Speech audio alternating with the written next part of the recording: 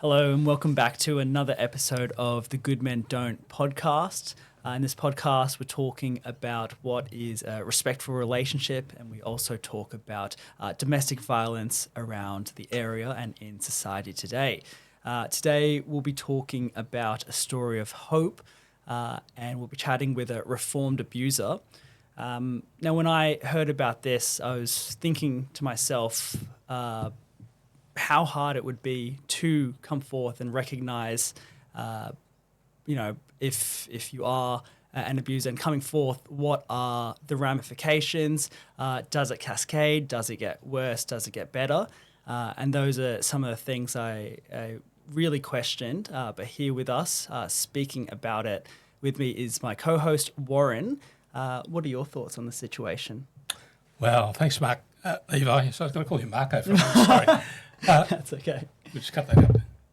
Yep, no worries. Thank you, Levi. Look, one thing that really comes to my mind more than anything else, and we talk about a story of hope. The guest we have today, a male guest who was an abuser, now reformed. I first heard him probably 8-9 years ago, and he was speaking at a Lisa Harnham Foundation fundraiser, from memory, and they didn't really introduce the guest. He just arrived on stage with two other people, and I thought, what's happening here?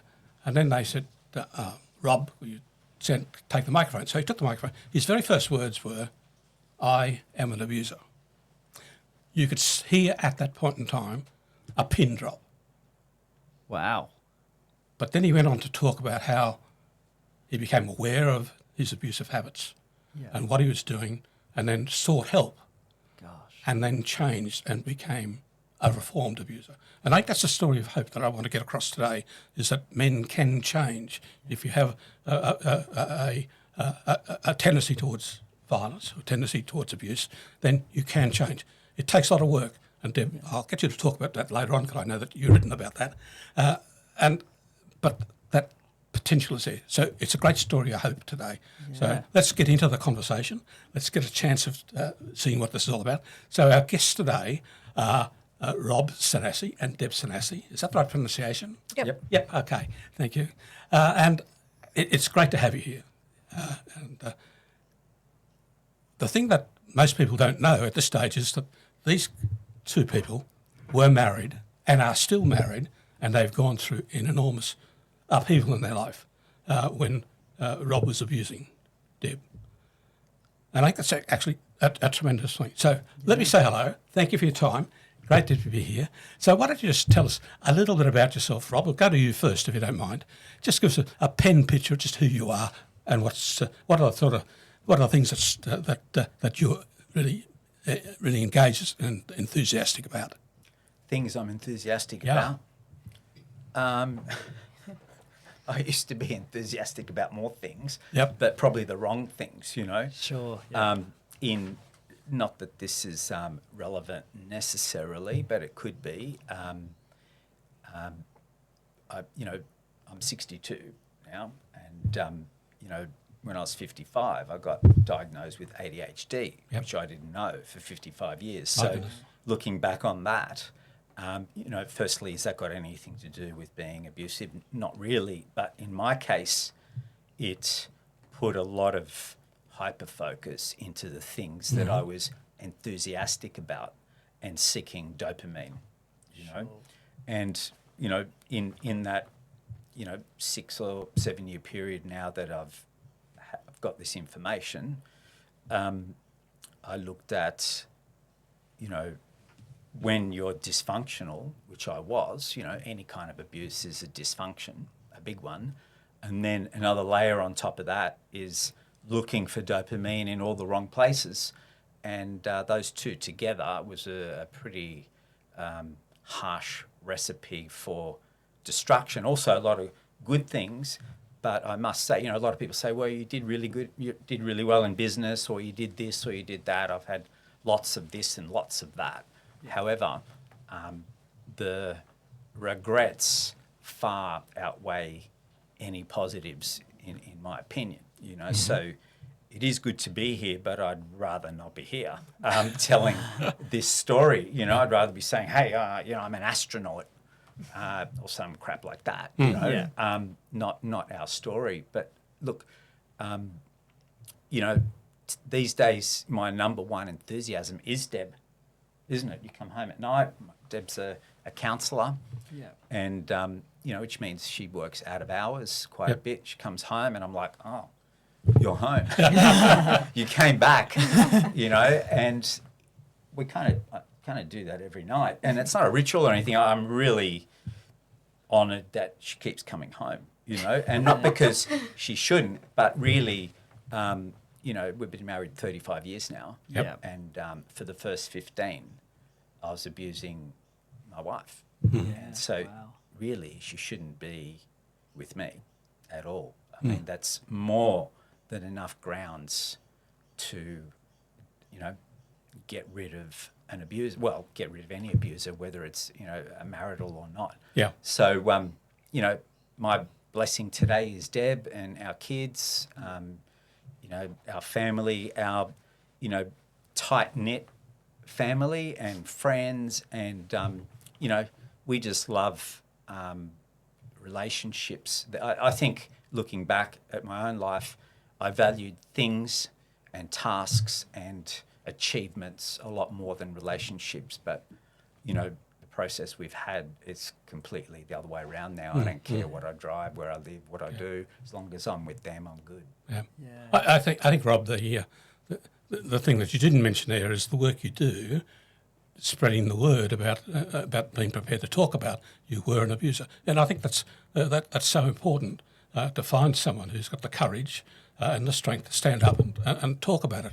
And we don't have enough people that we can actually learn from. So, you know, for me, that's a really important thing of what you do. So thank you for that. Deb, how about you? What's the sort of things that are important to you these days?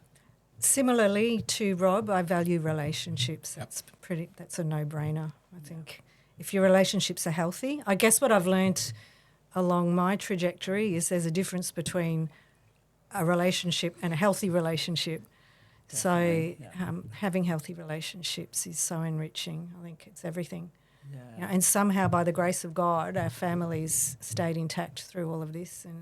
And the kids are grown up now.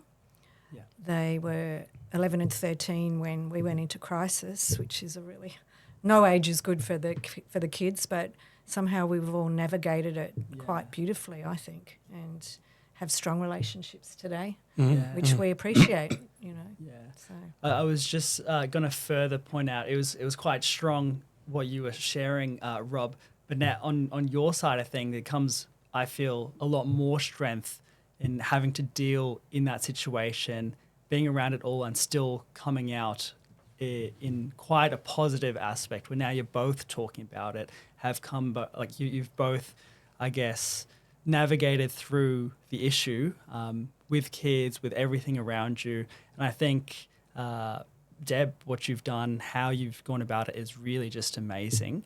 Can you talk more, I guess, about how your feelings during that time, how it was impacting you in those 15 years? The first 15 years? Yeah, that would have been tough. Now, you know, we get to see you guys look lovely together, but it wasn't rainbows and sunshines from what Rob was saying. I think the important thing to know about our story, because I do think it's very similar to a lot of women, is that it was definitely not clear that it was abuse. Yeah.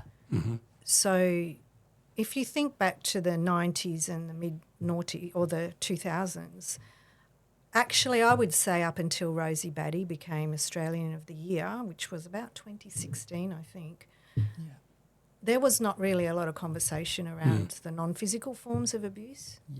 So most people's view of domestic violence was a black eye on a poster somewhere or on TV. And if it wasn't a black eye or it wasn't physical, then it wasn't talked about. So during the first 15 years of marriage, I would say the climate of our relationship was very power imbalanced when I look back at it. Everything seemed to revolve around Rob and his needs, but it didn't come back the other way. So it wasn't many women will tell you it's a bit like boiling the frog. When you get into the relationship, the water's tepid. Yeah. But over the years, this just dynamic was quite clear as I look back. Very obviously, it was all about Rob. Rob had all the power. He made all the decisions, and I was expected to go along with it. Yeah. Okay. Yeah. Sorry if I interrupted you there. I thought, No, you're right. I'd like to go back a little bit further, if I can, Rob, to you. I guess in those sort of early days of your relationship, were there any signs, I guess, that, in thinking back, that were signs of your controlling behaviours emerging? In my own opinion Yep. of myself, Yep. no. Okay. No, like I was just in, I don't know, like a bit like the Roadrunner. Right. I don't know, probably a lot of young people don't know who the Roadrunner is. He's just Yep. doing his thing and running and Yep. going where he wants, doing what he wants, and no real regard, not only for Deb, that was the worst thing, but, even in business or anywhere else, I really wasn't, I didn't have the ability really to empathise, sympathise. It was all about me, and that's all I knew. That was my whole life, and that's all I can remember being like. And I'll tell you just a quick thing. Maybe you don't want to hear it here, but I remember, and when we were trying to, rise above this and get healed and so on for me, and then after that, Deb, I remember going to a minister and for prayer, and he looked at me and he said, "What I can see around you, the whole way around you, are mirrors." And I was like, "Wow!" So I could see myself at every angle, no matter where I turned. Yep. Right, and for me, that's not good at every angle, right? But it was quite insightful. If there's mirrors all the way around you, wherever you look, there's no one beyond that mirror. It's just you all the time. And I'll tell you exactly what he did. He said, "Jesus, go in and break all those mirrors," and just softly, just like that, no razzmatazz. And we left that day, and that was part of what we were doing. We were throwing in the kitchen sink at this, right? Yeah. That was part of it. And that day, a lot of things changed. And all of a sudden, I could see Deb, I could see my kids better, I could see other relationships. And, if in fact an abuser, not just me, but let's just say I've dealt with a lot of abusive men over the years now, right? Well over 100, one-on-one, and we're all the same. Yeah. We're all the same. Yep. We're all, the only thing we can see is ourselves. So we don't really have a hope, really, of, recognising any dysfunction, because that's just the way we are. And I know that sounds like, well, it's not our fault. It is it's our responsibility to do something about it. How that originates is another story. But, not having mirrors all the way around, all of a sudden you see relationships. I didn't think I had any friends. Yeah. Deb goes, "You've got lots of friends," and then all of a sudden there's no mirrors around. You can see them. I could see Deb. I could see our kids clearer. I could see everything, So that was the part of the beginning of having eyes to see. So, Deb, from your point of view, what was your sense of the relationship? How did it feel like at that time? Pre Yes. the crisis? Yes. Look, it's when I look back at those 90s, it was basically the 90s and the first half of the 2000s, we were also in a Christian community, and the church we were in at the time was very much, wives submit to your husbands kind of church culture. In terms of, so in some ways, I felt it was hard because I didn't feel like I was getting much support. But the community around me seemed to almost condone that. Yeah. That concept that the husband's the head of the house and it's all about him and he gets to make all the decisions. Yeah. So that again was cloaking it, if that makes sense, that made it, and the fact that in the community we weren't talking about emotional abuse. So it was almost a bit of a setup to enable this dynamic to continue as it was. So very much I managed I did everything in the home. I managed the kids. Rob was building business. I was supporting him. But he would come home and be demanding and uncaring and, controlling everything. And it was hard to discern that was dysfunctional because of the community I was in, if that makes sense. Definitely. That does. Rob, I'm thinking a little bit about what you were talking about before and that meeting with the priest or the pastor. Was that a significant point? The way you described it sounded really, or was there other significant times when you sort of realised, hey, I have an issue, I have a problem? Well, I mean, I'll tell you the beginning of it all, right? As far as I was concerned, everything was going really well, right? When Because you were in control. everything was going my way. Awesome. It was I mean, really who awesome. wants to change, right? Yeah. And then Deb, and I'll tell you honestly, if it wasn't for Deb, I would still be the same arsehole that I was back then. Okay. But that, for me, that flags a question in my mind, I guess, in terms of you.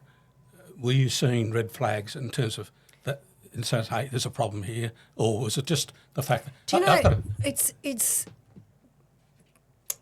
over those 15 years, it was hard. And he would, anyone that's familiar with the cycle of abuse, Rob's cycle was spread out. Yeah. Like some poor women I counsel have daily cycles with their partners. Rob's was like months apart. Right. So, in the first few years of the marriage, when he would have an angry explosion, I just thought, he's losing his temper. I didn't understand that it was a cycle. I didn't understand any of that. Yeah. What was your question? I was going to give you a really good answer. Did you I guess, see any red flags, any warning signs that... I just knew it was hard. And everybody would joke about Rob being a control freak. Yes. And the point I was going to make is I didn't just suffer silently. I was like, this is I'm finding this really hard. Yeah. I went to my pastor. They didn't pick it. Yeah. They were just like, go home and read more books. Actually, they'd tell us both to read books, but only I would read the books. Yeah. We went to counsellors a few times. They missed it. And I have a psychology degree when I left school. They didn't talk about DV at all. No. Really? And even when I went to do my master's in the late 2000s, they didn't even talk about it. I mean, hopefully these days the courses have changed. Yeah, that view is so common amongst victims, I think, is they just don't see it coming. And there's a friend of ours, and I was talking to her probably about 12 months ago, maybe, when I first started to become involved in doing some research. And she left her husband probably 35 years ago, and he was essentially emotional abuse and also financial abuse. But she never saw it coming until suddenly there was a crisis. I had no idea. Yeah. Until we went into crisis, and Rob was starting to say the reason we went into crisis is because I got offered a job in about 2006. And I'd never worked outside the home. I mean, I had done a lot of work within the home. But, again, I think, and this is what I find too in my practice, if a woman is not doing a lot of things that press the control buttons, what I mean is if she's at home raising kids and she's where he knows where she is, sometimes the control can be undetected in an obvious way. But as soon as she starts trying, often what happens is what happened to me. The kids grow up a bit, you think, I'm going to go and work now and do this and do something for myself. Suddenly that presses the control buttons because I'm not just at home anymore doing where he knows I am, if that makes sense. Suddenly I'm gaining independence, which threatens a controller because I'm not there to control. So that's what happened in our case. I stepped into the workforce and Rob had a nervous breakdown very quickly, within weeks. Yeah. And at that stage, we still didn't know that this was DV. We still didn't know why he'd had a breakdown. But he went in to see a counsellor at that point, again by the grace of God, who was a DV counsellor. Yeah. And he picked it in the first session. We'll come to that shortly. Yeah. I just wanted to get us to explore a little bit more about the abuse. So maybe let's go on to the about talking about that period when the abuse was happening. And what it was. Wait, can we cut that bit out? I actually wanted to talk about it a little bit more. Sorry. Can you say something and then I'm going to say something? So I had a good Levi, point. are you trying to control this situation? Yeah, I guess so. No, that point, it is interesting. I had a conversation with my brother actually, and he posed a good point where he said, when is it abuse or domestic violence to just getting angry or getting annoyed or, upset with your partner? Because obviously people can get upset at their partner. It's communication here and there. But when is it a problem? And that's, I think, what you're saying. You didn't know it was a problem. When does it cross over to that line? And it sounds like there was a lot of education or lack of education. You were saying in your degree you didn't really learn about this. And, going forth, being in that kind of area, you wouldn't really think too much about it. Would you say there's a bit of an education aspect where if you had a bit more, you could have seen the signs earlier before it became a bit of a problem? Because I like the analogy you used, the frog in the boiling water. I think I've butchered that a little bit. No, that's great. But it is just that slow progression, and then it's too late, or it reaches a certain point where it's like, wow, this is a really big problem. Do you think if you had a bit more education, or both of you had a bit more education? You mentioned you were diagnosed with ADHD earlier on, or not even that early ago. Do you think if you knew a little bit more, you would have been able to process, well, wait a second, I am doing this. This aligns with, I guess, my ADHD. I should go about things differently. Do you think if both of you had a bit more understanding? Or? I think the way our story happened is the way it was meant to happen, because when Rob, to answer your first question, Levi, abuse is different from anger because it's about power and control. Yeah. So it's not just anger; it's one person attempting to dominate and have power over the other. Sure. So it usually extends beyond anger. Yeah. To decision making, finance, freedom, social independence. Yeah. So it's the climate of a relationship where one person attempts to have power and control over the other. Yeah. And in our case, when the light went on, I looked back over the 15 years and I was like, well, this is in every area of our relationship. Yeah. Yeah. If I'd have discovered this earlier, whilst Rob was in his entitled kind of in control state, grandiose, he would have just laughed at me. Right. Thankfully he had a nervous breakdown. Thankfully he had a nervous breakdown. So he was in 1,000 pieces on the floor when the counsellor said to him, Rob, do you know what you're doing? Do you know what this is? And because Rob was so shattered at that point, he was receptive. But if a guy is big and in control and, still in control, he usually isn't open to suggestions, I find. Yeah. Would you agree? Yeah. So just with that, your story, you had a bit of an epiphany with the mirrors surrounding you, and you just needed to tear it down. It's going to be different for everyone. You're saying all abusers are the same. However, getting to the stage where you're at now, the epiphany, it works differently, I assume. What would you say is a good way men can go about, I guess, reaching this epiphany or this kind of solution? Well, I think two things about that. If I look at all the men that I've, I suppose, had some kind of relationship with, Deb might have been counselling the victim and so on, and she's preparing to leave or so on. There's only two ways that I've seen Sure. For any kind of change to happen is what happened to me, regardless of the process, mirrors or not, is you're about to lose everything. So that's some crisis happens. Yeah. There's no crisis, you're still going to do what you do. Yeah. Because a giraffe acts like a giraffe, an elephant like an elephant, and an abuser like an abuser. Yeah. It's the zoo, right? So you can't expect a giraffe to act like an elephant. So if you're an abuser, there's something driving that, driving you, right? And so that's one. You've got to hit a crisis. And so that's the beginning. That's not necessarily any changing. Then you've got a fork in the road, you know?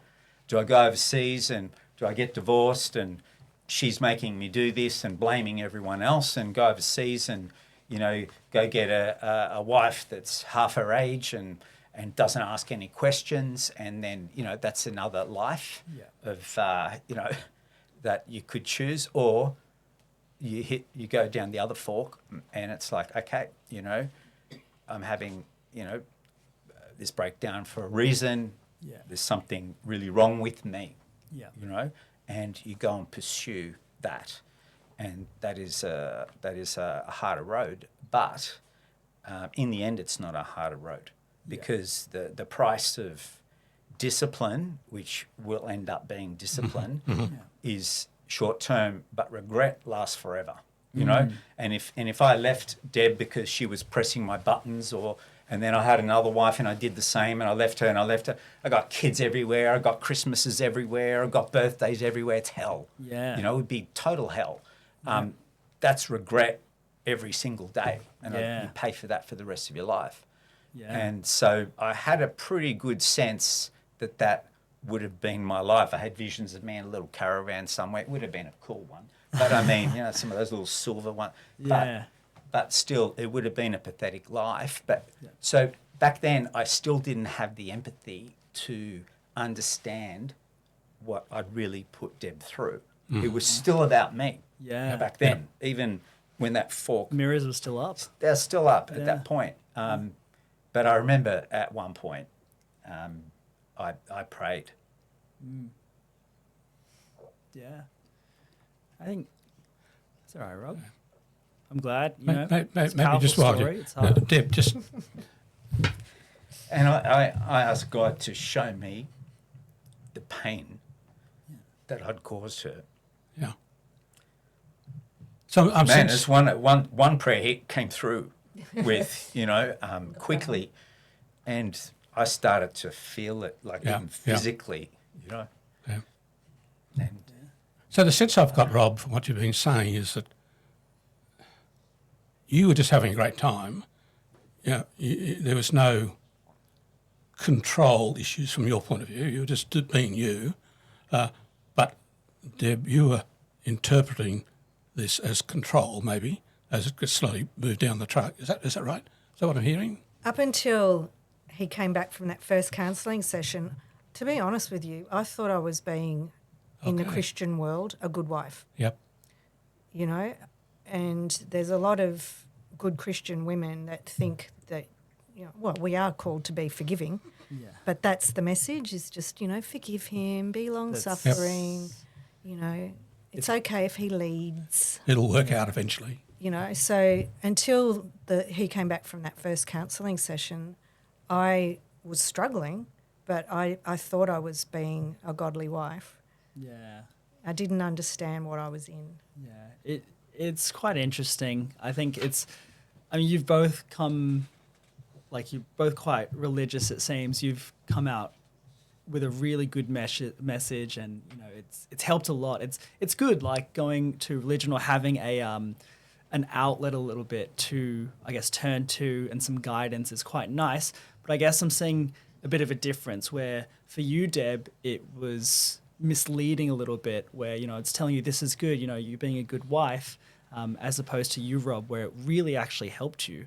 That's true. It's quite interesting. It's true. So Yeah. both pros and cons to a The situation. patriarchy is I think- alive and well. It's, I think quite the interesting. difference there is, the word, even religion, it's really a man-made thing, right? Sure. Whereas, you know, when I cried out to God, I'm talking to my Father in heaven who knows me better than I know myself, who made me.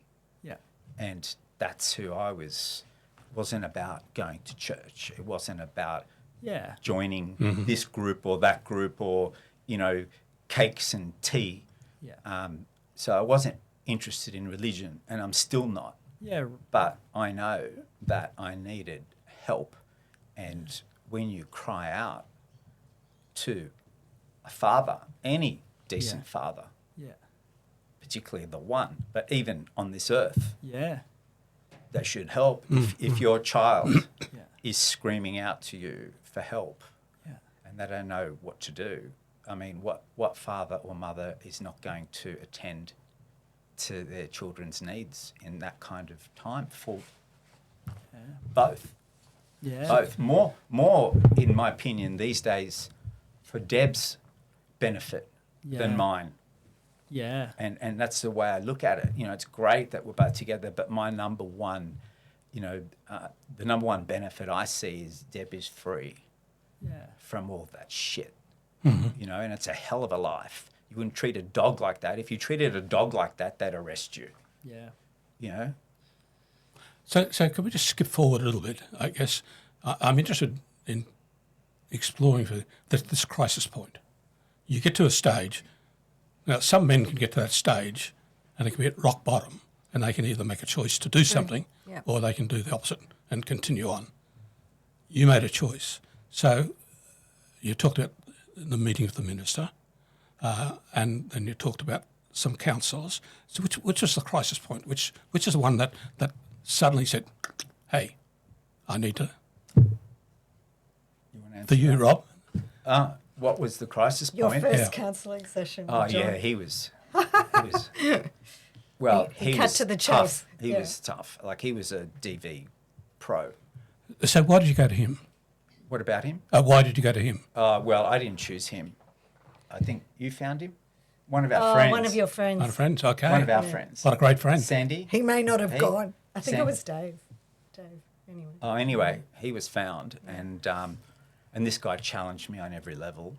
And Right. I'll be honest, in the first 10 minutes, he's a bigger guy than me. I'm not that big, but I wanted to smash him, you know. And then I remember Why do you want to smash him? because he was questioning me. You didn't like that? No, I didn't like You've always that. been in power. Yeah. Yeah. Yeah, even with men. Yep. Yeah. You know. But I remember he got a piece of paper, and he said, and he had a razor blade. Obviously, it was sharp, just like from inside a shaver. And he just said, "Have you ever yelled at your wife?" And I said, "Yeah." And he just cut it. He says, "Have you ever thrown things?" I said, "Yep." Cut it. And he kept asking me questions. I mean, it's the only test I've got 100% on in my life, and I didn't have to study, you know, for it. And it just kept hitting that paper, and it just started falling to pieces. And he said, "You know, you haven't gone and stabbed your wife or anything like that, but you're killing her one little, you know, cut at a time. So I've paper cutting her to death." And that was something. And then I remember the next thing, he went to his filing cabinet and top drawer, pulled out a pre-printed A4 piece of paper with what Deb mentioned, which was the Wheel of Violence. I mean, you can Google that. It's well known. So he's got a whole stack of them in there. And that pre-printed piece of paper represented me. I thought I was so special. I'm just garden variety. Yep. Garden variety abuser that he can just go to a filing cabinet and go, "This is you." And you know what? If there was an abuser coming after me, that describes him as well, and the next guy, and the next guy. We're all garden variety, you know? Nothing special about it at all. So that really hit me as well. And then he said, "I want you to take this piece of paper home and show it to your wife." I was like, "Yeah, no worries." Put it in my pocket. And I didn't show her. It didn't come out straight away. I didn't show her.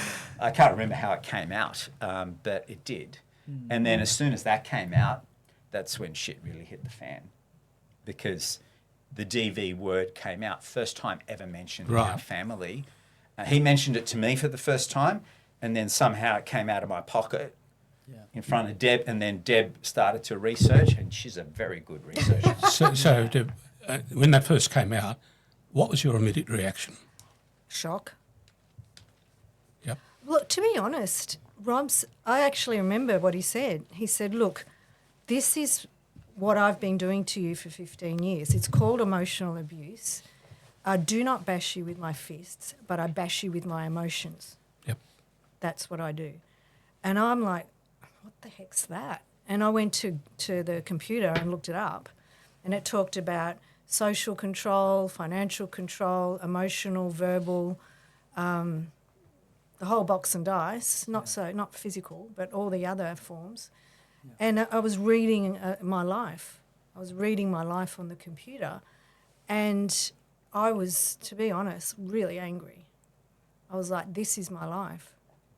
And because he'd always, as abusive men do, it's your fault I get angry. So I'd taken on this blame, like if I was better, he wouldn't get angry. Gosh, yeah. And I'd been doing that for 15 years, trying to improve, reading all the books that the pastor gives me and the counsellor gives me, trying to be better. It never helped because that's not the problem. Problem is control. And so I went downstairs and I said, Rob, this is not on. Right. This is wrong. I'm not doing it this way anymore. This is beyond wrong. Understand that. You know, and I said, I can't control you. Mm-hmm. You either change or you don't, but I am not doing it this way anymore. You either learn to love me and be with me respectfully or I'm out. Yeah, that's really strong, Deb. To me, it was just an absolute light bulb. Yeah. Shone on the toxicness of this relationship and how that's no person should have to do. And I was angry because it's like I'm trying my hardest to be as good as I can be, but this action, I said to him, I've been thinking this is my problem. Yeah. This is not my problem. This is your problem. You deserve a lot better. And then, yeah. And did you then stay with Rob, or do you have a separation? I said we did separate. We were in separate rooms, but he was willing We had to. a big house at the time, so it was easy to be separate. Because Rob was willing to do counselling. I said to him, if you change, if you address this, then maybe we have a chance. Like, not only do you need to stop controlling, but I need to have a process of recovery. Yeah. You know, and only at the end of all of that, if that happens, then we got to see where we're at. Yeah. But for now, you do your thing. I need to go get help myself. I need to go get support. Right. And so we kind of were separate for quite a while doing our own work. Yeah. Probably over a year. Which really, by the way, don't go to couples counselling if you're in a domestic violence really relationship. Interesting. Do not. What makes you say that? Because I feel it's not a relationship problem. It's a power and control problem. Mm. Right. So did you it's guys a power try? Sorry to interrupt. No, that's Levi. right. It's a power and control problem that affects the relationship. But it's not a relationship problem. Sure. That man could be with 30 women over 30 years and he would do exactly the same thing. So it's not a relationship problem. It's it's a us problem. Yeah, I didn't actually think of it that way. That wouldn't have crossed my mind. My first instinct would be like, if this was happening, couples counselling. No. Very interesting. Because, as a therapist now, most modalities or couples, not all, but there's a presupposition, I guess, that when people come to therapy and they're in trouble, there is equal power. Yeah. Yeah. But if it's a power imbalance, it ain't going to work. Yeah. Because even counselling will be all about him going home and saying, look what, she told you to do this. I guess just a bit more on that. Hypothetically, because saying don't go to couples counselling. It won't work. However, would it be better to go to couples counselling than to not go to any counselling at all? Because maybe some people are only if the counsellor understands this. Yeah. Because Which is if not she that doesn't, if he or she doesn't, you know, it might just be Propel in the wrong way a little Yeah. bit or go the wrong direction. like I'll give you an Sure. example. I've had women say, "Oh yeah, we went to couple counselling, and he complained he wasn't getting enough sex." Yeah. And the counsel was, you just need to go and buy some lingerie and please your husband. No. You're lying No. to me, Deb. Yes. Really? Yeah. Gosh, it's so A bad. big, yeah. These are people with degrees, right? With the educated. Well, I don't remember who that person was, but that was their advice. Gosh, that's terrible. Rob, if I can just come back just to that point when you went to that counsellor, he took out that piece of paper and he shredded it, then he got another piece of paper that said, this is what you are, like all men. What was your sort of reaction at that point? Can you think back that far in terms of, was it, hey, I need to fix this, or I need to think about it, or no? Well, my first thought was, I need to hide this piece of paper. Right. For what reason? Well, it was kind of like very telling. Yep. I mean, if you look at that will, Yep. it's not exactly a good character reference. Yep. You know, so I don't know. I can't remember how it came out. And when you saw it, you saw what Oh, we happened. had a conversation, right? yeah. I kind of instinctively knew that shit's going to happen Yeah. when this comes out. I think I must have volunteered it because I can't really. Once I know that something is true, then I almost don't have a choice about what I do. Right. If I don't know about it, I'm happy to go along with my dysfunction, even though I don't know it's a dysfunction. But when I know something's true, wouldn't you agree? In our life so far, in 35 years of marriage, when I know when the penny drops with something, then I don't care what it cost me. Yeah. And when I was in therapy, deep therapy, and I was going twice a week for like well over a year, and then even after that, but that was the intense bit because I knew if I didn't get better soon, like for real, you know, not just get some strategies or go to anger management, that's a load of bullshit, right? I had to heal from stuff that was in me that I had to get out. And I've described it in that counselling and over, journaling and getting stuff out and so on. It was like one day came and I just started crying for like 4 hours. Couldn't be stopped. And it's like I gave birth to a demon, you know? And once it was out, it was like, that was another major difference, you know? It was like all this all pretty grief, intense. all this grief came out of me that was in me, Yeah. you know? It was out. And then for some reason, that made everything clear. Right. You know, it's like I've been walking around with a knife in my leg, and that's this pain. It's all I could think about. And if you got a knife in your leg, walking around doing business, doing this relationship, I mean, you're kind of agitated all the time and so on. But when it kind of came out, it came out of me.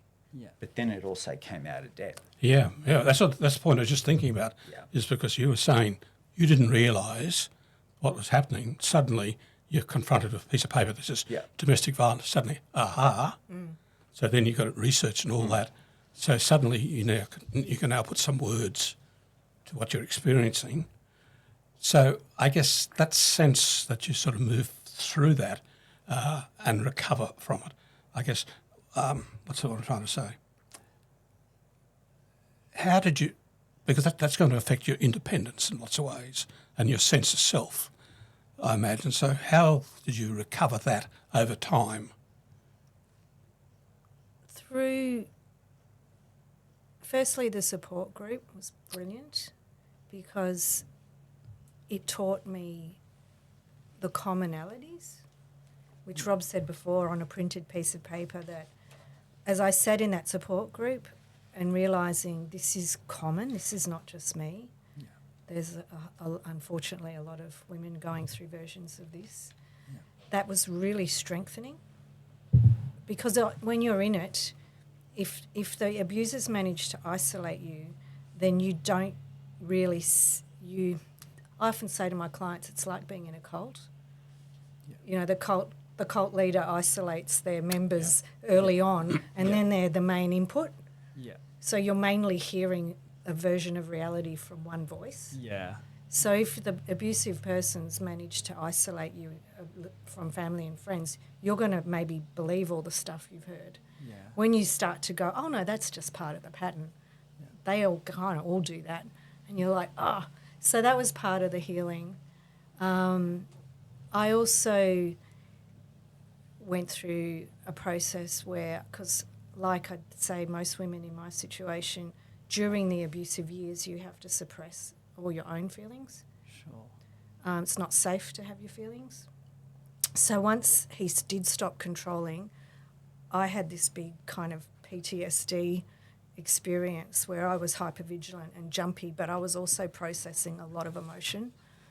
And that was really healing, because I felt like, no, you know what? These feelings are an expression of what I've been through. Yeah. So that actually helped me regain myself, if that makes sense. I sort of like, I have a right to heal. This is actually good. Yeah. And over time I did heal. Yeah. It was messy, and it was, no one enjoys the process. But Yeah. It's interesting. I was just talking to a lady over the weekend, and she's going to feature on one of the other podcasts yet to come. So she's a victim. And the point that she was making very clearly is the whole effect everything had on her self-esteem. absolutely. Her self-esteem was just pushed down Yeah. and pushed down Yeah. and pushed down. Yeah.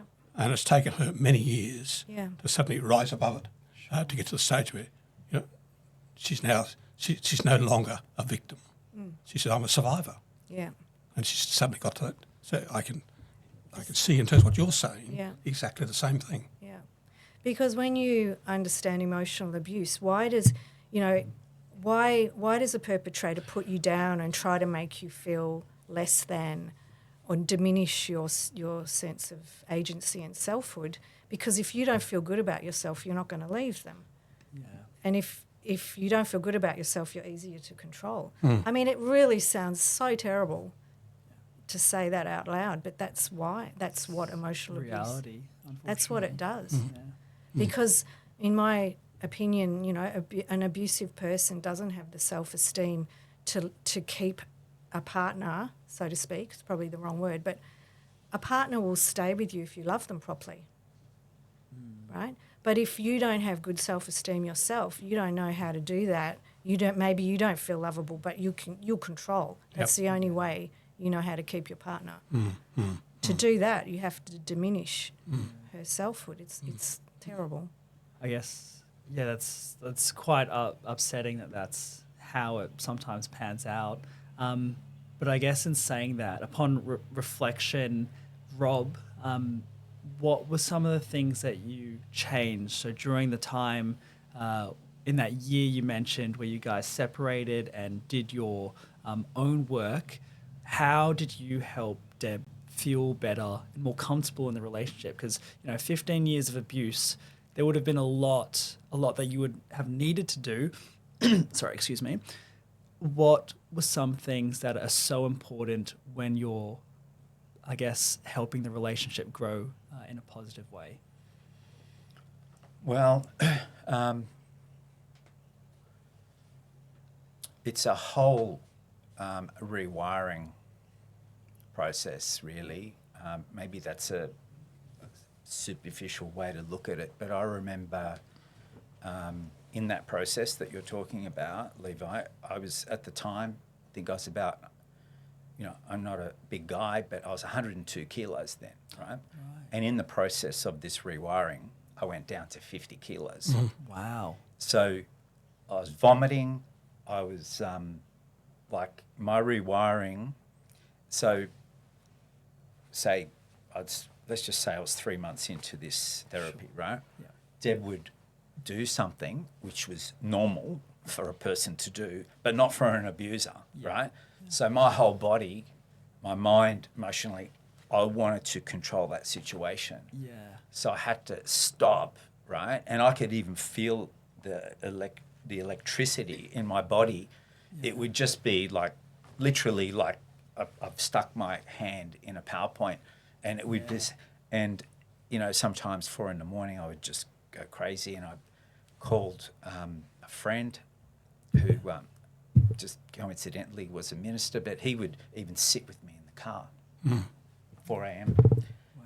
and I'd be letting it out there instead of here. Yeah. So I had some kind of boundary. I didn't even know what I was doing, to be honest with you. I just knew that if I lost control one more time with Deb, Yeah. that's it. Yeah. It's over. So it was black and white for me. And then it's like a river, a river runs this way. It's been running this way for 15 years, and you want it to start to trickle this way, and it starts with a trickle. And it's damn hard because the groove here is, 10 feet deep. Yeah. Over here, it's just like it's a centimetre, Yeah. right? And it's just slowly starting. So that's all the rewiring. Yeah. And that's maybe one way to put it. And then, another way is I just had to look at,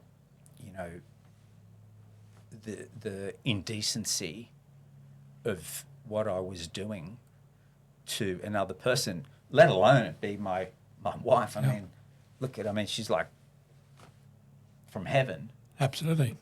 really. That's all I can see today. It's almost like we can't even relate to the people we were. Yeah.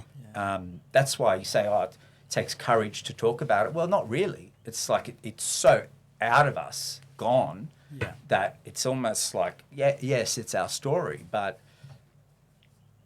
I'm just not that guy. There's no strategy. There's nothing I need to write down, nothing I need. The demon's out. Yeah. Right. It's out. So getting it out was not easy because, it's like, vomiting an elephant. Yeah. There was a time, like, when Rob realised, no, this is wrong, and he owned it, took responsibility, but it's not usually that straightforward to like, okay, I'm going to, like, he did want to change, but what would happen is his anxiety would come up again, and he wasn't doing the big loud explosions like you said, but he would subtly still try to get the control back in those first few months. Just do it a bit more sneaky. Sneaky. But you had your own journey, so you would have... Well, for me, been a I bit was more- actually learning to trust my instincts and set boundaries. So, nice. like, he might say, I can think of a really good example, because the whole trigger point was me working, right? Yeah.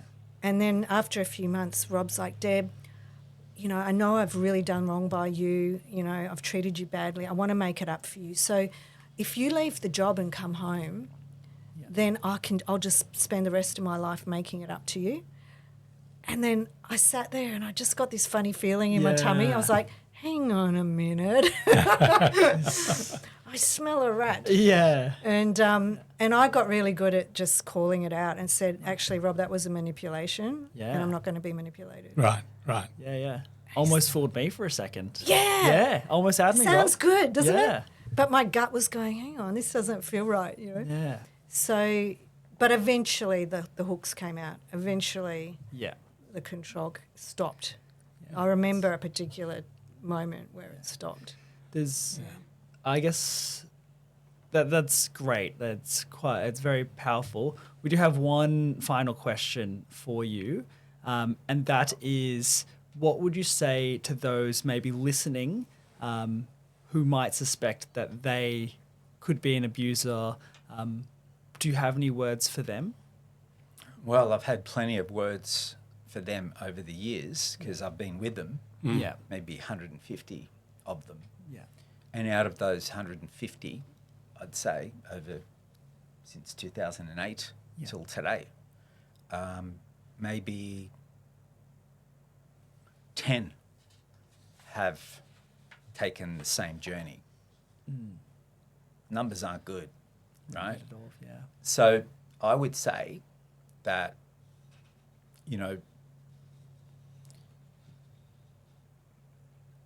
that if you're Someone who just might have tendencies or unsure if this is, they could be thinking like this. What are your thoughts for people who are on the fence of where they might be? I mean, what I'm really thinking is need to talk to boys. That's what I'm thinking. Because really, if you look at the numbers for men, they're not good. If you're an investor, that's not where you'd put your money. Yeah.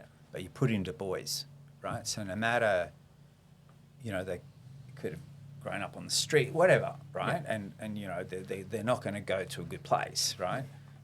Is you invest in them because they might have crazy feelings and so on, like all kids, right? They're not regulated, most of them, but they change. They can change. And so you mentioned before about education, Yeah. I think that's where the investment needs to be. If I made money from, which I don't, but if I made money from, people recovering from DV, Yeah. I would do it with boys. I wouldn't do it with men. Okay, that I agree. Where young men, boys would definitely be they soak up this information. However, we actually did a stat in one of our earlier podcasts that the age range is 30 to 49, where a lot of abuse comes through. So for that age range, or adults who might be having these tendencies, do you have anything for them? Actually, can I just jump in there? Actually, I do have an answer, but you go. Rather than you answer that one, I'd like to get Deb's perspective, because in one of your books, you talk about men who acknowledge they have a problem, acknowledge they want to do something about it, go and seek help and advice, but only a very small percentage are able to change their behaviour. So it seems to me, if we really want to do something, we need to get that, I think you mentioned 5%. We need to stretch that 5% to 10 to 15 to 20 to 25%. And I think for men, that's, to me, is where the challenge lies. How do we do that? Look, I honestly do think it's challenging, because when you are in control, like if that's your modus operandi, it's to give up control is almost seems inconceivable to someone when they are in control. Yeah. And like Rob said earlier, it almost needs a crisis in their life for them to be shaken enough to go, maybe I need to do something different. But I mean, for me, it was also learning about what is a healthy relationship, and that's why it's great that you do stuff like this, because when you're in that dynamic, it may not be obvious that it's unhealthy, but I really don't know. You said you had an answer. It's a tough one. You remember? I remember one day in particular. I mean, we've had a few of these days, but one in particular, I was driving, and that day I was so bad that I thought this is going to be my last day. So I'm driving. I put on a CD in the car. I didn't even know what the CD was, right? I just put it in, and there was a guy speaking, and he was just talking to a crowd of people, and I remember what the CD was called. It was called Battles and Victories, right? I didn't even know what it was. Put it in, and he just said, I'm driving along, probably the worst day of my life, and by the way, I'm not comparing my pain to yours, I'm just saying I had pain, but compared to Deb's, it was, I had a picnic, because, and if it was the other way around, 15 years, there's no way on earth I would put up with that. Yeah. Not for a week. Yeah. Anyway, that's another story. But anyway, he said, and right then we were separated. I was still blaming all that. There's still a lot of dysfunction. And the guy on the CD said, do you love your children? And I'm driving along thinking, of course I do. Our kids were like young teens. I said, yeah. And he goes, would you die for your children? I said, yeah. And he said, this is Australia. You're never probably going to have to die for your children. He goes, however, if you're willing to die for them, why won't you change for them? Wow. And that hit something in me because, and which relates to a lot of the men that I speak to you just can't get through to because they're hating their wives at the moment because they're the cause of all this. I mean, they're not, but I'm just saying that's what they're painting. That's what we want it to be. However, when I say, you know, would you speak like that to your daughter, to your 6-year-old daughter? All of a sudden they go, oh no, not to. I could never. Not to my daughter. No all way. of a sudden, compassion comes like that, right? Not to a partner, right? However, a daughter, they're like, oh no, I wouldn't dream of that. And I'm like, what's the difference, mate? As a matter of fact, you should be looking after your wife even more than your daughter, but somehow that kind of love resonates with an abuser because the partner doesn't at that stage. Partner's the enemy. Partner's the enemy. They're to blame for everything. So that is an entry point, in my opinion, of compassion. And then start talking to them about, well, you just felt that, and I was talking to another couple of different coaching that I'm doing, but there was a father and son, they were estranged for many years, and we'll finish up, right? But anyway, they didn't understand one another and so on, and one was an old, 70-year-old farmer. The other guy was living interstate. He's got kids, and cut a long story short, I was trying to get through to, because the son told me what was going on. The father didn't really look after him, blah, blah, blah. Anyway, and I was talking to the father, and he said, oh, no, he just couldn't find any empathy. And I said, what about when your son, Chris, was 6 years old? Would you treat him like that? He goes, no, he's just a little fella. He's just a little fella, right? And I said, yeah. I said, exactly. So you wouldn't do it, right? You wouldn't speak to him the way you're speaking to him right now and treat him that way. No, he's just a little fella. He's vulnerable. He needs looking after. I said, he's 32. He still needs the same stuff, And I wrote a little ebook called My Little Fella, And I wrote it for him, and I sent it to him and to the son, And he rang me, thanked me, and so on. And it was a book about how they can get back together. And not just, forgive each other, talk about what was missing, what's not, and restore. And I think that is an entry point for abusers, because even though we're kind of like animals, right, that a giraffe does what a giraffe does and an abuser does, even the most ferocious animal on the planet will protect their young. And that's still love. So if you can tap into any kind of love, that's usually the best place to start. Yeah, that's a great spot to start. And unfortunately, it's going to be a place we're going to finish today because we've run way over time, I guess, in terms of what your expectation was. I know I got the message to wind it up about 25 minutes ago. Sorry, you can chop it. You can give it a big chop. No. Look, the conversation has been fantastic. Thank you for that. Rob, your passion to tell your story is evident, and we appreciate that. Deb, as a victim, you have a unique insight, and you gave us a lot of that today. So I'm hoping for you guys that are sort of sitting at home watching this, that you're going to find that there will be a message for you. There'll be something throughout the last 45 minutes or whatever that you can take away and learn from. And hopefully love is going to be first and foremost, and the need for that right at the beginning. So thank you. I really appreciate your time. So it was almost fun. We'll try and make it fun next time. Maybe we should run around the block for a few times first. Guys, if you're sort of listening home, I just want to talk about our next episode. So that's coming up shortly. And our next one is talking to two victims. So like Deb, we heard Deb's story today, but these are going to be more in depth about what they experienced, so just by themselves.